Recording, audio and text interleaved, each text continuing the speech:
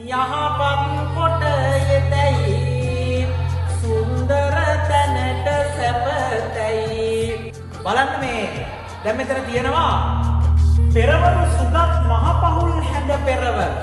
දැන් අමාවතුරේ අඟුල්මල් දමනය කරන්න බුදුහාමුදුරුවෝ යන්නේ සුගත් මහ පහුල් හැඳ පෙරව. කවුද මේ සුගත්? සුගත් කියලා කියන්නේ කවුද? කවුද සුගත් කියලා කියන්නේ? අලුත් විතර මාමා? සුගත් කියලා කියන්නේ බුදුහාමුදුරුවන්ට. සුගත් කියලා කියන්නේ බුදුහාමුදුරුවෝ. ඇයි බුදුහාමුදුරුවන්ට සුගත් කියලා කිව්වේ? බුදුහාමුදුරුවන්ට සුගත් කියලා කිව්වේ බුදුගුණ අලංකාර කියනවා. කොහොමද කියන්නේ? යහපත් කොට යෙතයි සුන්දර තැනට සැපතයි සොඳුරු බස් කියතයි කියතියේ මුනි රජුට සුගතයි. සුගත් මුනි රාජානන් වහන්සේට බුදුහාමුදුරුවන්ට ඇයි සුගත් කියලා කියන්නේ? යහපත් කොට යෙතයි. යහපත් ගමන් වලමයි යෙදෙන්නේ. මොනවද යහපත් ගමන්? බුදු කෙනෙක් කවදාවත් අඩියක්වත් කියන්නේ අයහපතක් වෙනුවෙන්. බුදු කෙනෙක් තියෙන අඩියක් කියන්නේ යහපත වෙනුවෙන්මයි. ලෝක සත්‍යයේ යහපත වෙනුවෙන්. අනිත් අතට අමෘත වූ ශාන්ත වූ ප්‍රණීත වූ නිර්වාණ පදයට පැමිණියා. නිවනට සුගත් භූමියට නිර්වාණයට වැඩිය බුදුහාමුදුරුවෝ. යහපත් තැනට නැවත උපදින්නේ නැතිනම් කොච්චර ශාන්තියක්ද?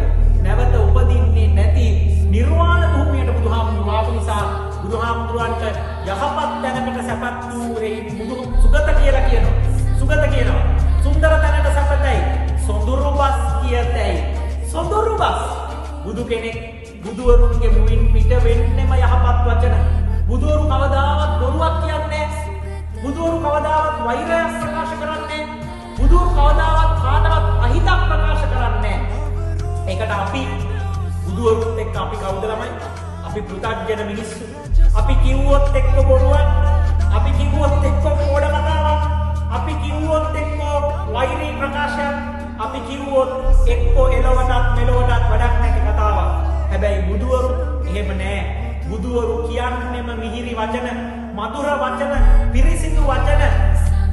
කියන වචනයක් පාසා මధుර මනෝහර මිහිරි වචනයක්මයි බුදුවරු කියන්නේ. ඒ නිසා සොඳුරු බස් කියතයි කියතියේ මුනි රජුට සුගතයි. සුගතයාණන් වහන්සේ සුන්දර වූ වචන කියන්නේ. සොඳුරු වචන කියන්නේ. ඒ නිසා සුගත කියලා කියනවා. එහෙනම් පෙරවරු සුගත් මහ පහුල් මහා පාංශ කුල චීවරය ඇඳගත්ත කවුද?